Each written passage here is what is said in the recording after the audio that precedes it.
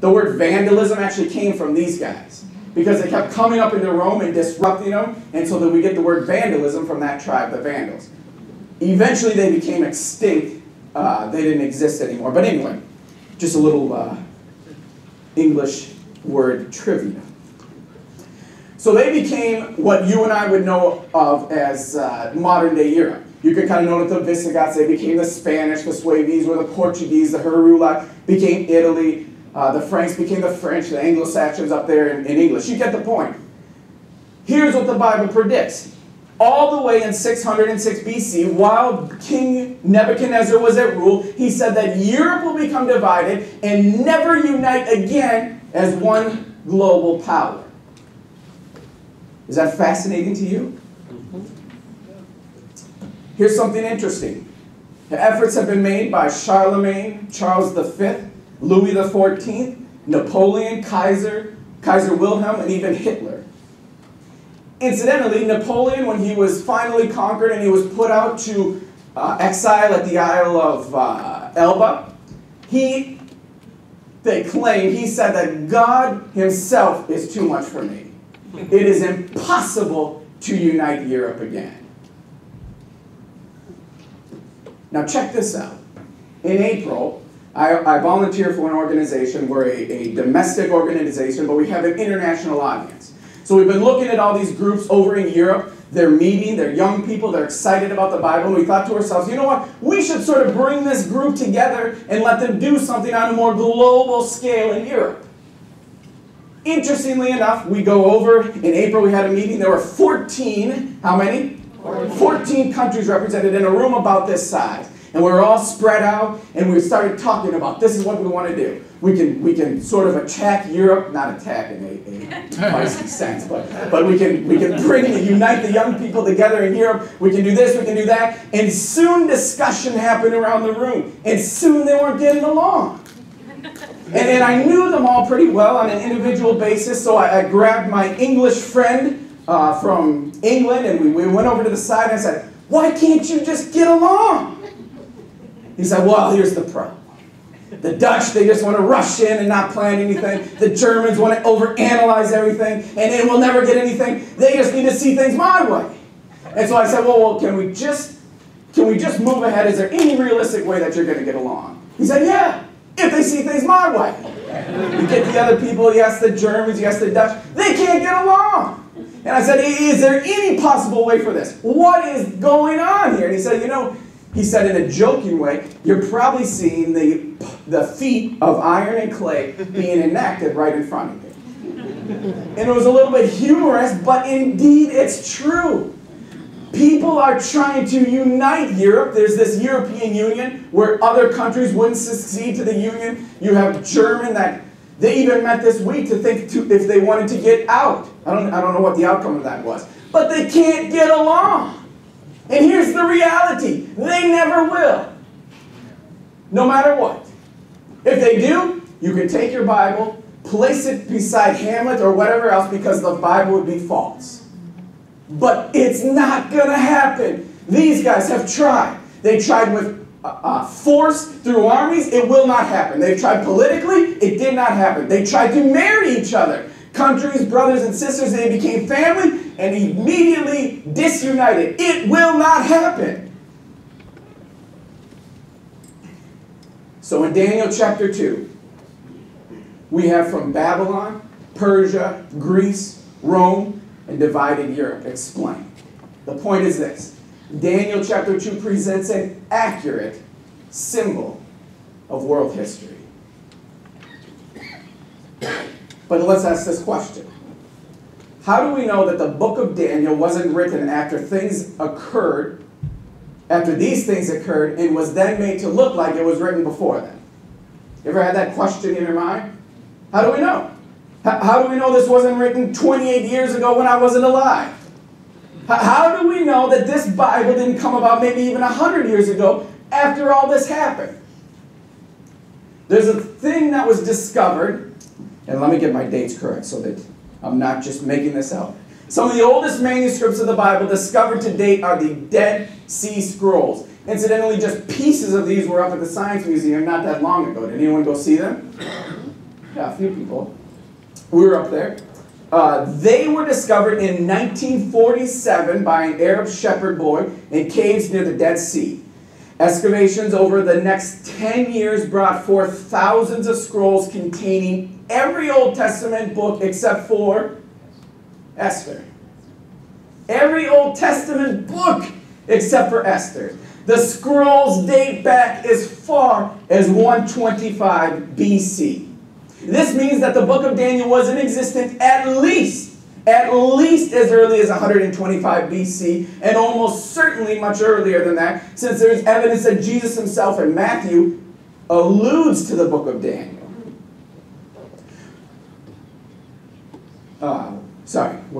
From these facts, at the very least, we can know that the feet of iron and clay and their symbolic predictions would never be another world monarchy appeared before the fact, before it was written. The point is this.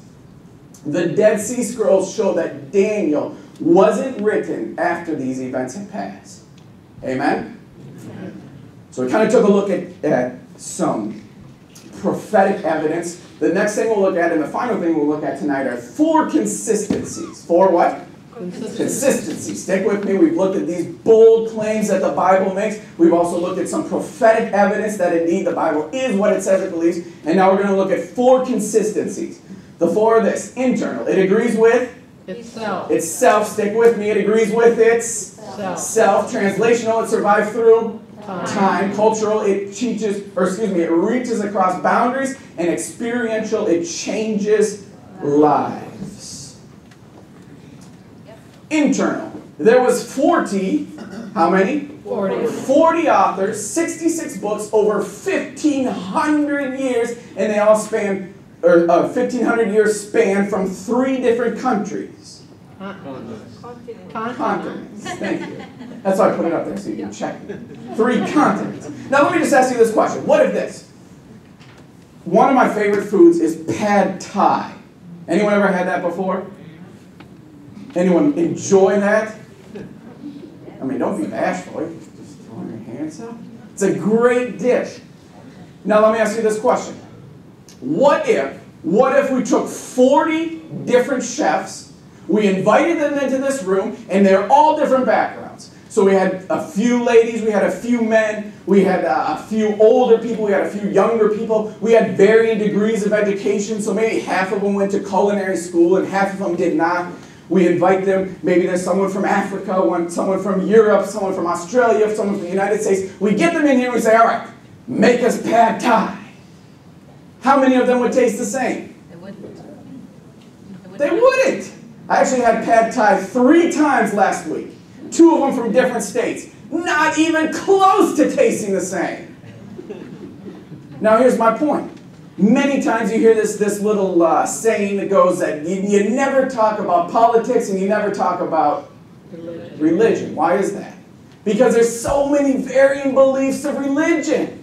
So here's the point of the Bible. You've asked 40 authors to write 66 books over a span of 1,500 years from 3 continents, and internally it's consistent. You can't do it with pad thai, but you can do it with a book this big about a subject that's even tougher than pad thai. The book is internally consistent. The point is this. The Bible agrees with itself. Second, translational. Let me get my statistics out. So again, I'm not making these things up. Translational consistency refers to the fact that various ancient manuscripts discovered from various historical periods are in agreement with one another. Now, I wish so much the USA Today, the front page of it on Thursday, talked about the Dead Sea Scrolls. And I was going to bring that and show it to you tonight, but I think I just got so nervous and the rush of getting out of here, I forgot to bring it. So maybe I'll bring it to you tomorrow so you can see it. But online now are all the Dead Sea Scrolls. Now, what's the significance of that? Before the Dead Sea Scrolls were discovered, the oldest manuscripts were from around 900 AD. 900 AD. You're tracking with me? One copy of Isaiah from the Dead Sea Scrolls, called the Giant Isaiah Scroll, was compared with one of these newer copies. So, exactly 1,000 years had elapsed from them. Yet, according to a British scholar, Sir Francis Kenyon, he said this: in one chapter, this is speaking about the whole book of Isaiah, in one chapter there is only one word, 3 letters in question. And this word does not significantly change the meaning. Did you catch the significance of that? So just to give you a little explanation, let's say that I sat down in this room and I penned out a book. I wrote a book, whatever it was about. Maybe it was about pad thai, how to make pad thai. And then it's translated into many different languages. It's printed copy after copy after copy. And then we get 1,000 years later. What do you think the two would look like? Think they'd have any similarities? Maybe a few. But the Dead Sea Scrolls says this. They wrote about Isaiah. The oldest copy we had was 900 AD. You look at a copy 1,000 years earlier, and the only difference is a word "the." The only difference, 3-letter word in question.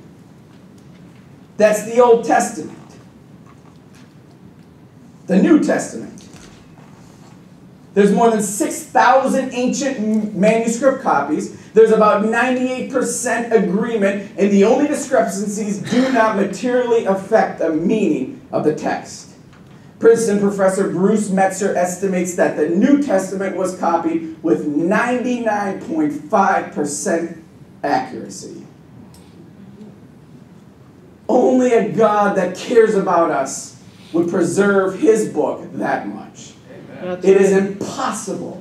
It is impossible for human beings to preserve something like that through culture, through thousands of years, through multiple language changes, and through billions literally of printed. It is impossible for a human to have that kind of accuracy. Cultural. Experiential consistency is perhaps the most important kind. It is the reason for the Bible's popularity. This book is not just another great work of literature, not just a historical volume, not just a source of fascinating prophecy and finely tuned theologically insight. The book changes lives. That's right. That is to say this. Let me just track back just a second, because I want to tell you this as well. The Bible is the most printed book across the world, year after year. They've stopped including it for the bestseller list because it's always at the top. The Internet Public Library says that the cumulative sales of the Bible are probably right around 6 billion. 6 billion. The second best-selling book of all time is Mao's Little Red Book, which you and I know he forced on a lot of different people. So it was easy for that to become the second.